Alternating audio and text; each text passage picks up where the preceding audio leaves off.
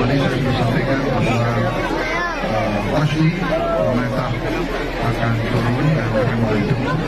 Tentunya ini adalah musibah. Tentunya kami manusia, kami tidak punya tongkat Nabi Musa bisa segera. Tapi kami akan lakukan dengan itu cepat-cepat.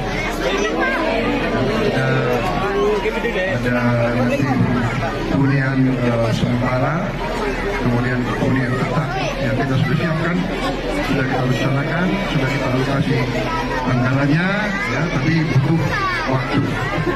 Ya, jadi kami mohon kesabaran. Saya tidak bisa mengerjakan semua begitu cepat.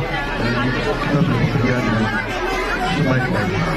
Saya kira itu saya minta ketambahan dan kesabaran semuanya. Pasti kita akan bantu. Ya, tenang saja. Terima kasih.